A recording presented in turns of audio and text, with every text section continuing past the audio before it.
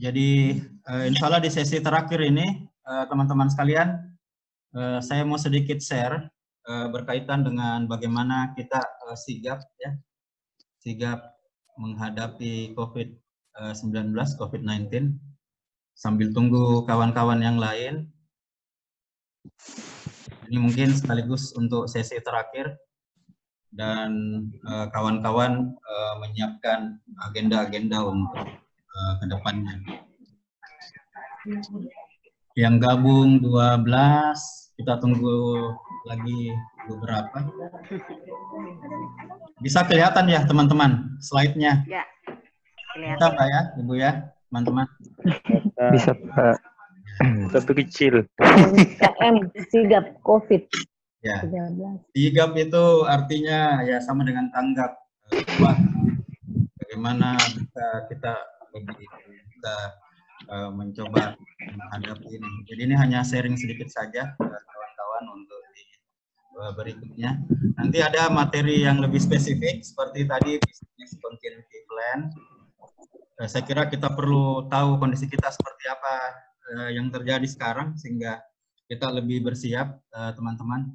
Baik, saya mulai saja teman-teman sekalian. Ini sedikit sharing tentang bagaimana UMKM sigap COVID-19, bagaimana kita kemudian tanggap ya menghadapi kondisi sekarang.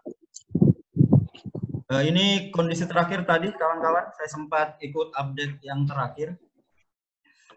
Kasus positif Indonesia itu sudah mencapai 3.000 lebih, meninggal dunia 327.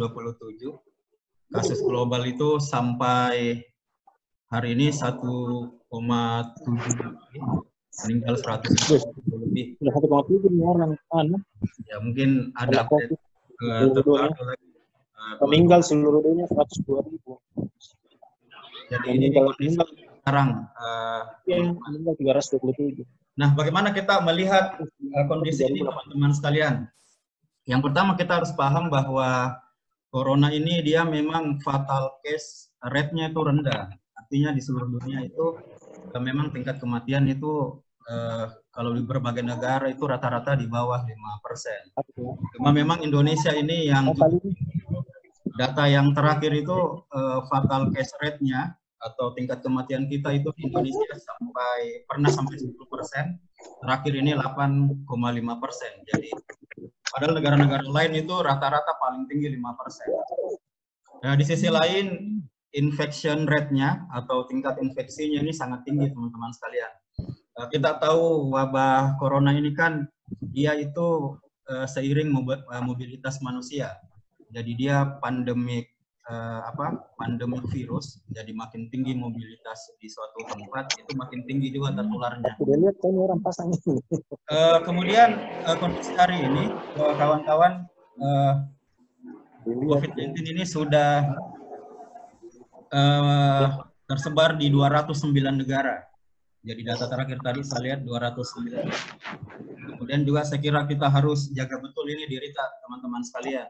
Karena kalau tertular terdampak ini COVID-19 itu banyak masalah. Bukan hanya diri kita, tapi juga keluarga dan lingkungan. Mungkin ada keluarga yang harus isolasi diri, itu bagaimana repotnya. Kita coba lihat juga bagaimana saudara-saudara kita yang terdampak, itu luar biasa kondisinya mereka. Nah, kemudian juga ini juga waktunya masih cukup lama, teman-teman sekalian, karena kalau lihat di beberapa negara sebenarnya idealnya itu kalau Wuhan itu bisa 3 bulan. Itu kalau lockdown total. Kemudian kalau pakai caranya Italia itu pakai triple T. Jadi ada tes, ada trace, ada treat. Jadi bagaimana orang dites dulu, baru di tracking, ditelusuri, baru kemudian dilakukan treatment. Nah, masalahnya negara ini tidak jelas. Karena bicara tes kita juga ini paling terendah di dunia. Kalau Singapura itu tesnya itu di atas 11.000 per 1 juta. Kalau Korea itu 9.000 per 1 juta. Nah, Indonesia itu hanya 52 tes per 1 juta orang, jadi sangat rendah sekali. Makanya teman-teman hanya stay at home, kemudian physical distancing menerapkan lockdown ini cara untuk menghentikan transmisi. Mengapa kita perlu sampaikan ini? Karena ini kita tidak bisa anggap remeh, teman-teman. Jadi tidak bisa kita anggap enteng. Ini kondisinya memang perlu kita betul-betul waspada. Lalu pertanyaannya kan, apakah kita harus berhenti dengan kondisi sekarang? Apakah kemudian kita tidak menyelesaikan amanah-amanah kita? Ada banyak tugas kita, mulai dari pendidikan, mencari biaya hidup, dan lain-lain. Nah, bagaimana kita menyikapi? Saya melihatnya, kawan-kawan sekalian, setidaknya ada 4 ini. Ada 4 yang kita harus siapkan di pandemi ini. Jadi setidaknya ada 4 ini. Yang pertama, saya kira di kondisi sekarang kita harus betul-betul mampu merubah cara berpikir dan sikap mental teman-teman sekalian. Jadi kita harus siapkan betul ini, karena kita tahu ini masih panjang. Ini saja dengan kita banyak di rumah, saya kira orang yang tidak siap mentalnya akan bisa stres. Apalagi kita di luar misalnya. Makanya kita harus siapin yang ubah cara berpikir. Yang kedua, teman-teman, bagaimana kita siap dari sisi skill dan kreasi inovasi-inovasi baru. Jadi tadi saya sudah sampaikan bahwa ya, nanti dunia ini akan berubah pasca pandemi ini. Yang ketiga, kawan-kawan, nanti kita coba siapkan BCP, Discontinuity Plan, menyiapkan rencana latihan sendiri nanti. Ini masih umum saja. Dan yang paling pentingnya, kawan-kawan, adalah bagaimana kita mempersiapkan semangat dan kerjasama ke depannya. Ke sini, Mak. Saya coba bahas satu-satu. Ditegur sama orang tua itu di sini. Masa orang lagi isolasi baru dulu. Ya baik, sudah. Yang pertama, teman-teman, yang berkaitan dengan cara berpikir dan mental. Bagaimana kita sikapi cara berpikir dan mental kita. Yang pertama, menurut saya, kita harus hadapi ini dengan keyakinan bahwa ini adalah ketetapan dari Allah. Mau tidak mau kita harus hadapi, senang tidak senang ya kita harus hadapi. Yang kedua, kita harus pahami bahwa kita butuh bagaimana menjaga diri, teman-teman. Jadi kita harus berikhtiar. Berikhtiar jangan sampai kita betul-betul terpapar. Karena kapan kita terpapar ini bahayanya bukan hanya kita, tapi juga keluarga dan lingkungan kita. Nah, senang tidak senang ya harus dibikin senang. Apalagi mungkin ini teman-teman akan berlangsung lama. Apalagi ada yang menyampaikan paling cepat itu setahun, bahkan bisa lebih kalau penanganannya tidak cepat dan tepat. Kemudian berikutnya, bagaimana tetap kita melakukan kewajiban-kewajiban kita. Kita wajib melakukan pendidikan, menafkahi keluarga, kemudian kewajiban-kewajiban yang lain. Ini kita harus cari caranya. Nah, ini yang kita harus siapkan, kawan-kawan sekalian, sikap mental kita. Jadi kondisi pandemi ini memang betul mengubah kondisi kita ya. Ini sikap mental kita yang harus berubah. Di sini mulai dari work on the spot. Selama ini kita bisnis ketemu orang, harus jualan langsung. Nah, kita hari ini bekerjanya work from home, bisnisnya di rumah. Jadi ini betul-betul mengubah yang selama ini yang terjadi.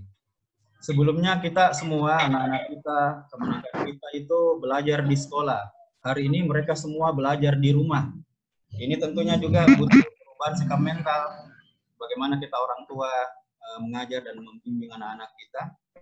Kemudian dari distance teaching, pembelajaran langsung menjadi long distance teaching, jadi pembelajaran jarak jauh.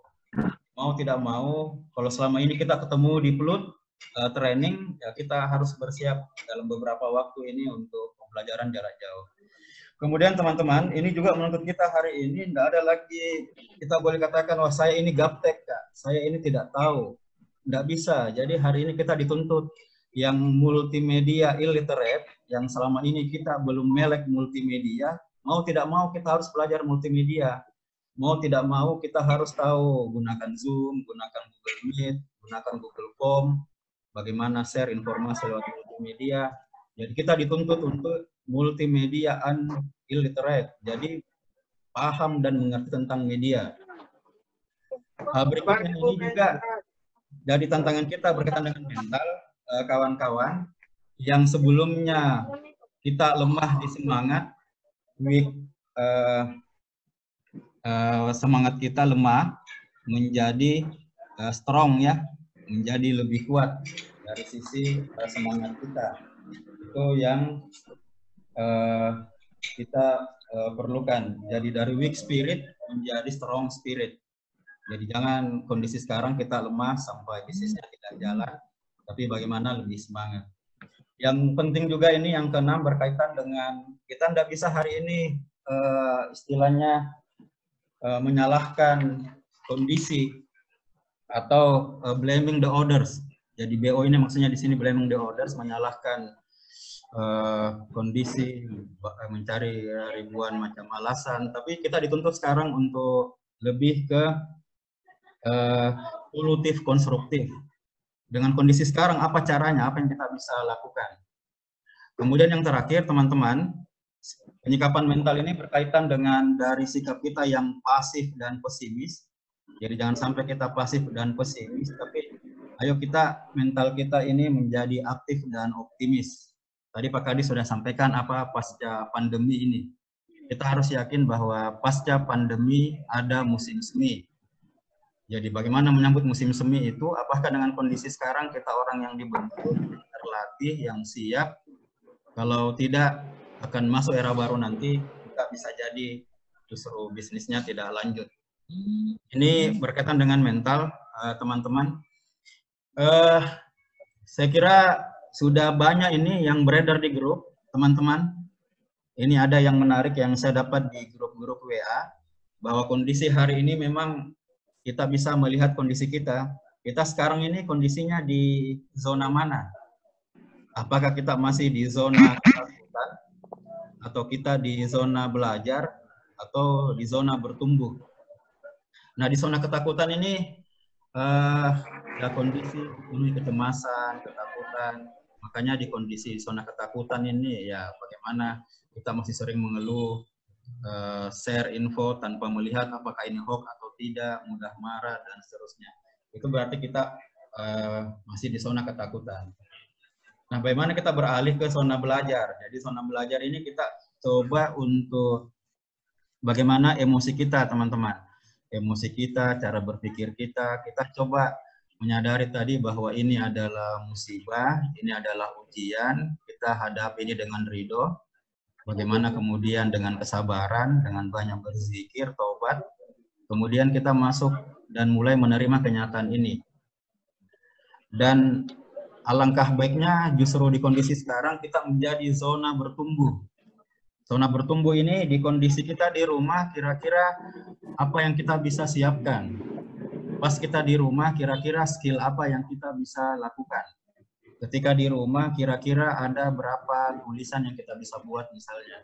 Ketika di rumah, kira-kira skill keterampilan apa yang saya bisa siapkan. Awalnya kita belum tahu mendesain, kita bisa mendesain. Awalnya kita mungkin selama ini ngajinya tidak pernah khatam Quran. Sekarang kita di rumah, kita bisa maksimalkan misalnya.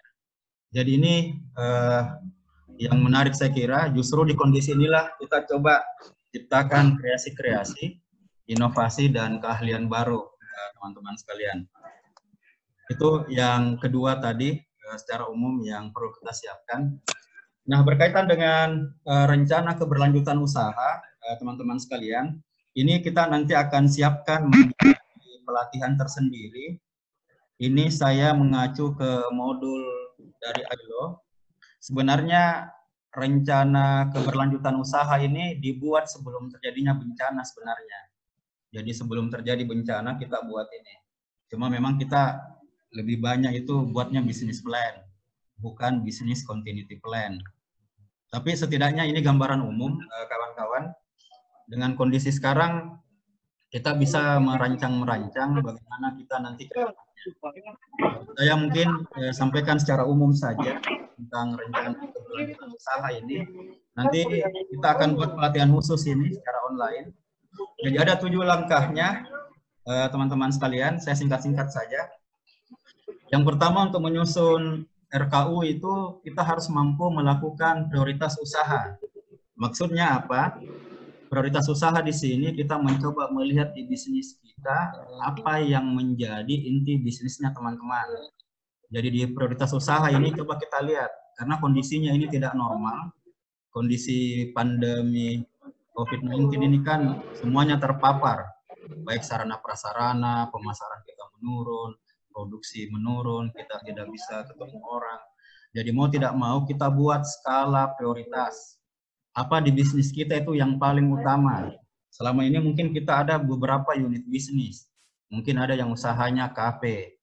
Di situ ada jualan kopi, ada jualan makanan segar dari luar, ada makanan ringan. Coba kita buat prioritasnya mana yang lebih utama. Mengapa? Karena kita nanti ini akan coba melakukan hal-hal yang utama saja, yang paling penting saja, yang bisa kita lakukan. Kemudian yang kedua, teman-teman, kita coba identifikasi resiko pandemi. Jadi resiko apa yang paling besar nanti terjadi di bisnis kita. Harusnya memang kita buat skenario-skenario. Skenario misalnya kalau bisnis kita ini, daerah kita ini misalnya masih zona hijau. Kemudian masuk zona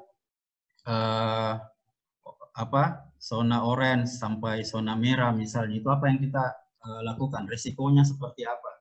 Jadi teman-teman harus mulai sekarang menyusun resiko yang paling ringan sampai resiko yang paling berat. Misalnya kalau Makassar diterapkan seperti di Jakarta, jadi PSBB. Kalau terjadi PSBB isolasi, semuanya di isolasi, apa yang kita bisa lakukan? Bagaimana kesiapan bisnis kita? Bagaimana dengan distributornya? Bagaimana dengan pelanggan kita semuanya? Jadi kita susun skala resiko mulai yang paling ringan sampai yang paling berat. Kita yang bisa atur risiko paling berat itu misalnya pandemi ini tidak bisa lagi terkontrol misalnya. Semuanya di lockdown misalnya yang paling tinggi misalnya risikonya. Itu bagaimana dengan kondisi bisnis kita? Apakah kalau bisnis kita sampai 75% tidak berproduksi, itu apa yang kita harus lakukan? Jadi kita sudah buat resiko-resiko yang paling ringan sampai resiko yang paling berat. Kita buat misalnya resiko paling rendah, nilainya berapa, sedang, menengah, sampai berat. Itu simpelnya, nanti di pelatihan akan dibahas lebih lanjut. Yang ketiga teman-teman, baru kita buat rencana mitigasi. Rencana mitigasi ini seperti apa langkahnya? Kalau misalnya kita tadi sudah masuk fase semuanya diisolasi misalnya, dibatasi, itu seperti apa mitigasinya, apa yang kita harus lakukan? Apakah kita ganti bisnis kita masuk ke bisnis yang bisa kita lakukan, atau seperti apa? Itu yang kita buat rencana mitigasinya, itu berdasarkan identifikasi resiko-resiko yang terjadi. Baru nanti tahap 4, teman-teman, kita identifikasi respon. Identifikasi respon ini sebenarnya ini sudah terjadi pandeminya seperti sekarang, itu apa yang harus kita lakukan. Kami lagi meeting. Baru kemudian yang kelima, kita merancang seperti apa implementasi keberlangsungan usahanya. Jadi kita susun tadi itu, mulai dari prioritas usaha, identifikasi resiko, rencana mitigasinya, responnya, kita susun dalam bentuk dokumen-dokumen yang tertulis. Nah, kita ini kan kadang tidak mungkin menulis, tidak ada dokumennya. Kemudian siapa yang bertanggung jawab, apa yang kita lakukan, siapa, dan kita sampaikan. Ini masih sangat umum teman-teman. Ini ada pelatihan tersendirinya yang lebih detail, karena ini memang satu pelatihan yang lebih panjang waktunya. Ini secara umum saja. Tapi nanti pelatihannya kita lebih ke rencana mitigasi dengan kondisi sekarang. Jadi ini masih umum saja. Nanti insya Allah di pelatihan berikutnya kita akan coba detailkan ini. Ini yang terakhir saya kira yang sangat penting teman-teman sekalian di kondisi sekarang, bagaimana kita membangun semangat dan kerjasama. Jadi semangat dan kerjasama ini pilarnya adalah business owner mentality. Artinya kembali kita sebagai pelaku usaha itu bagaimana mental kita. Apakah tadi kita down, berhenti, atau pasif, menyalahkan orang lain, atau seperti apa. Jadi kembali, ini bagaimana dengan kondisi sekarang kita bangun business owner mentality. Tapi yang penting saya kira tidak bisa kita lupakan juga berkaitan dengan spirituality, ya teman-teman sekalian. Isinya kita banyak bersabar, kita banyak berikhtiar, kita banyak berzikir, bertaubat, kita makin dekat kepada Allah yang Maha Kuasa. Jadi tidak bisa kita bangun ini atau lepaskan ini berkaitan dengan spirituality kita. Berikutnya teman-teman, yang kita tidak bisa lepaskan kondisi sekarang adalah mau tidak mau memang kita harus imun. Kita harus betul-betul punya daya tahan. Setidaknya ada 5 daya tahan yang kita harus siap ini. Mulai dari imunitas personal, bagaimana asupan gizi kita, bagaimana kita menyiapkan secara personal, kita bisa jaga kondisi fisik misalnya. Kemudian jangan lupa imunitas spiritual, imunitas keimanan kita. Jangan sampai kondisi seperti ini justru kita makin jauh dengan Tuhan, kita justru jauh dengan agama. Justru inilah saatnya kita membangun imunitas spiritual kita. Jangan lupa juga imunitas sosial. Kondisi hari ini mengharuskan kita untuk peduli kepada sesama. Jadi bagaimana kita saling membantu, apa yang kita bisa share. Jangan sampai kita bisa makan, tetangga kita ternyata ada yang kelaparan, ada tetangga kita yang ternyata kehabisan beras, nggak bisa beli. Itu yang kita harus bangun juga, imunitas sosial.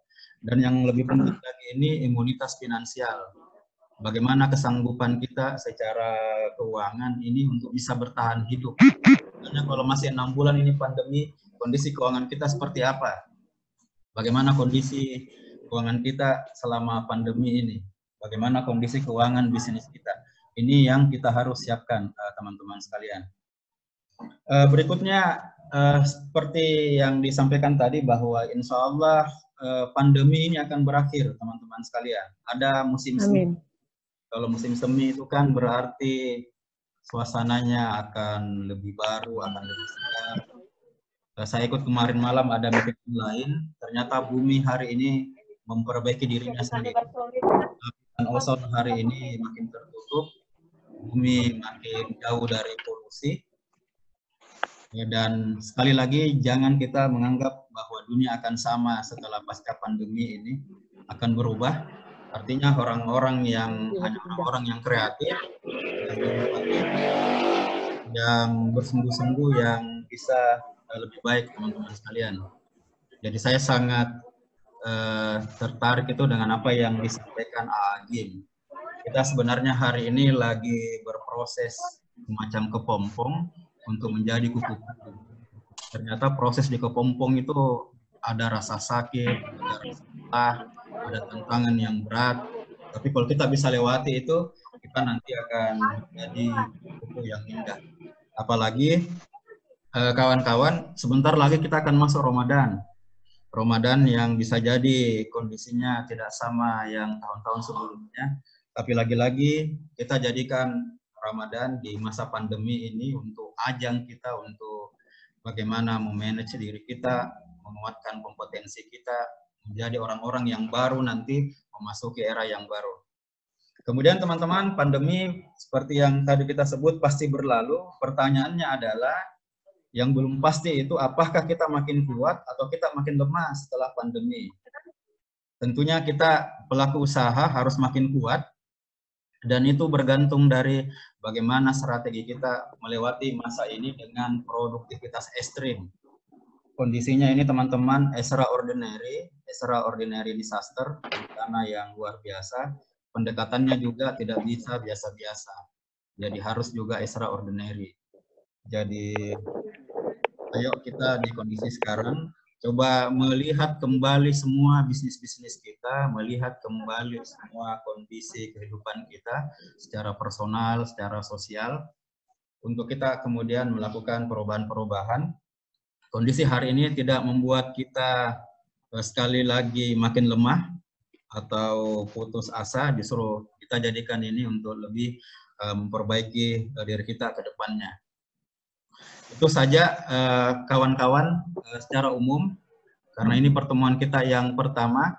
Insya Allah nanti kita akan lebih detail. Kami di konsultan lagi menyusun beberapa kawan-kawan hal-hal yang sifatnya teknis untuk apa yang kebutuhannya teman-teman.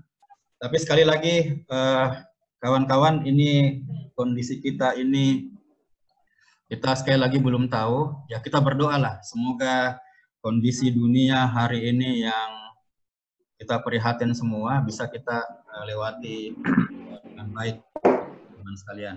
Jadi sekali lagi ada 4 tadi itu yang saya kira kita bisa siapkan dan mudah-mudahan kita bisa lewati bersama.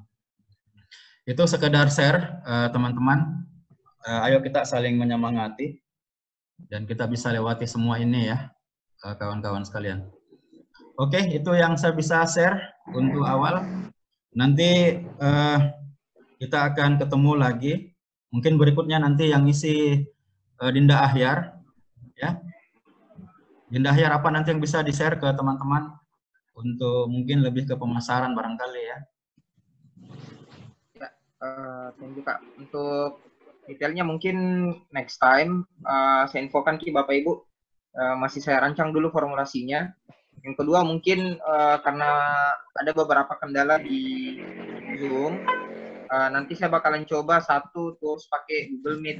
Jadi sepertinya masih lebih ringan dan tidak terbatas di sisi waktu. Tapi sebelum itu mungkin sebelum masuk, teman-teman sekalian nanti mengisi form untuk nanti saya broadcast untuk link masuknya. Jadi di Google Meet itu kan takutnya nanti expire dia ketika dia masuk. Jadi modelnya pada saat hari H baru Bapak Ibu sekalian bisa dapat link untuk joinnya. Tapi kembali lagi tadi Bapak Ibu, saya menunggu kira-kira Bapak Ibu sekalian butuh untuk koordinasinya atau pelatihannya itu apakah siang, sore, atau malam di jam seperti ini untuk materinya gitu. Karena tadi ada beberapa kendala juga kalau malam katanya internetnya bermasalah kalau malam. Saya kembalikan dulu nanti di forum kira-kira bagusnya kapan gitu, siang, pagi, siang, sore atau malam gitu. Siang kali bagus. Siang ya. Pagi. Bagaimana? Coba Ada yang Saya malam, Pak. malam pakai anaknya untuk belajar online? Kali masih tidur anak-anak atau enak belajar mikir kita karena anak masih tidur. Malam deh. Kalau saya malam, kita Pak. Ya, insyaallah. Kalau malam itu Produksi kesibukan kalau anak ke siang. jalan. Ya. Oke Bu, oke kalau gitu saya lempar ya. Tapi opsi ini malam adalah malam. Berarti jamnya sama ya, mungkin sekitaran jam 8 pagi ya, Bapak Ibu. Sekali lagi saya menginfokan juga Bapak Ibu kalau butuh bantuan untuk perizinan usaha, walaupun tidak upload kita bisa jarak jauh modelnya video call saja. Jadi dikabari saja lewat WA Bapak Ibu. Jadi teman-teman yang masih belum punya IOMK atau NIB yang kemarin terkendala bisa hubungin via WhatsApp. Terus yang terakhir, insya Allah Senin juga saya bakalan share satu link untuk Bapak Ibu sekalian ngisi untuk dipakai pemasaran bersama. Jadi menjelang puasa ini kan mungkin nanti Bapak Ibu sekalian ada yang mau ngambil jualan stok buah dan lain-lain, boleh jadi bisa masukkan isi dari link itu nantinya. Jadi bazarnya itu dalam bentuk virtual nanti, bazar virtual lah modelnya. Akan buat pemasaran kita katalog ya, katalog. Iya. Katalog. Oke, teman-teman, ada lagi yang mau ini kita terasa sudah hampir jam 10 ini. Luar biasa. Baik, Pak Kadis sebagai penutup ini juga, sebelum Pak Kadis juga ada pertanyaan Pak Kadis. Iya. Ada 10 menit Pak Kadis sekaligus penutup untuk Pak Kadis. Ini ada teman-teman sampaikan, bisakah pihak dinas ada anggaran untuk pembelian produk-produk UKM binaan di mana produk-produk itu untuk dibagikan ke pejuang garda terdepan. Jadi selain APD Pak Kadis katanya. Ya, silakan Pak Kadis sekaligus closing statement. Iya, jadi makanya kami himpun apa harapan daripada teman-teman. Nah itu tadi, itu bagian daripada strategi kita menghadapi pasca pandemik ini. Apa yang kita lakukan tadi? Mungkin kita akan menyiapkan umpamanya peralatan, atau mudah-mudahan, ya kita tidak tahu ya, ini kita masih berproses, bisa mengikuti sama dengan DKI, ada BLT, alhamdulillah kalau ada itu ya, karena kita tunggu perkembangan.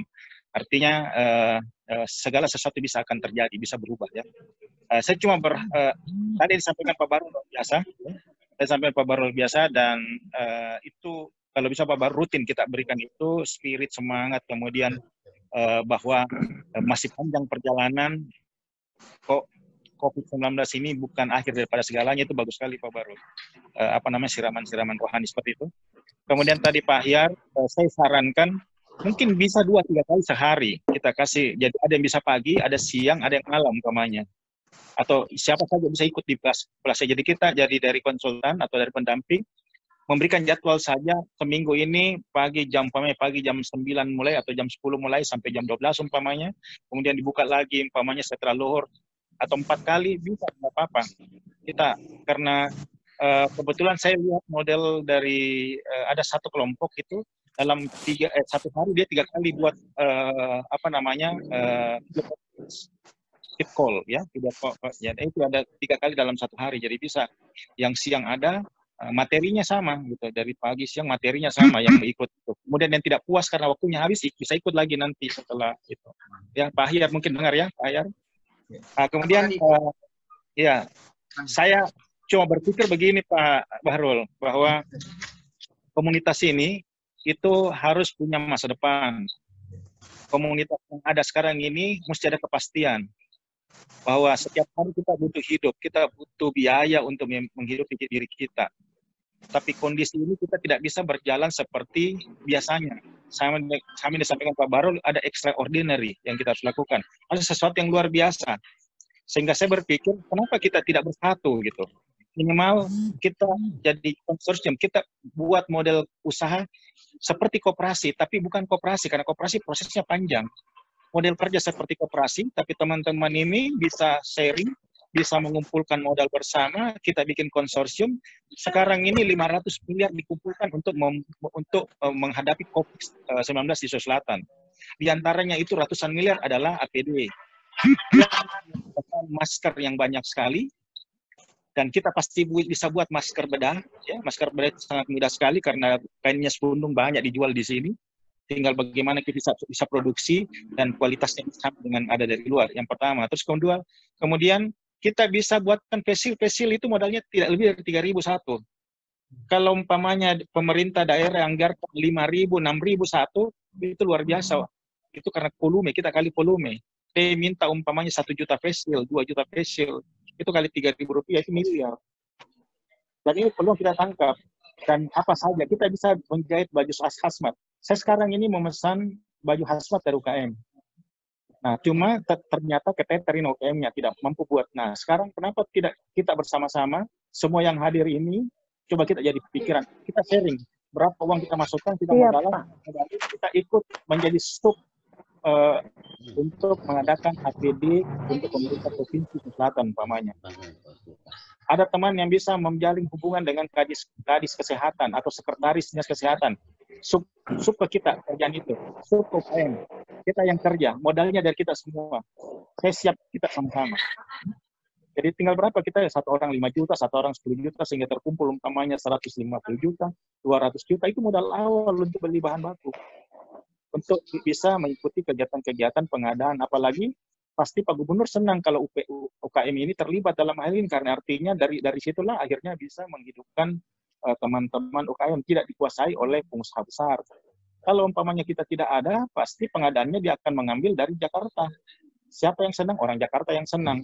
Cuma satu orang saja pengusaha yang senang. Tapi kalau kita menghadap, pasti ini bagian dari 40-50 orang konsorsium UKM yang bergabung untuk ikut mengadakan kegiatan ini, dan pasti 2 yang kena. Kita bisa punya APD untuk dinas kesehatan, kita juga bisa menghidupkan pelaku KM kita dalam kondisi seperti ini. Jadi kita seperti itu. Jadi mau usahanya apa saja, mau warung kopi, mau apa saja bergabung sama-sama, kita APD. Cari ahlinya, kelola dengan profesional keuangannya. Modelnya seperti koperasi, meskipun kita tidak berbadan hukum koperasi. Kalau kita berorganisasi susah. Jadi memang ada perusahaan besar yang backup kita di belakangnya, seperti itu. Nah, itu coba dipikirkan kira-kira Pak Baru, bagaimana caranya bisa tembus ke sana. Ini peluang buat kita. Semua teman-teman yang hadir di sini dari UKM bisa dipanggil yang mana saja ikut terlibat untuk bersama-sama kita menjadi konsorsium ya.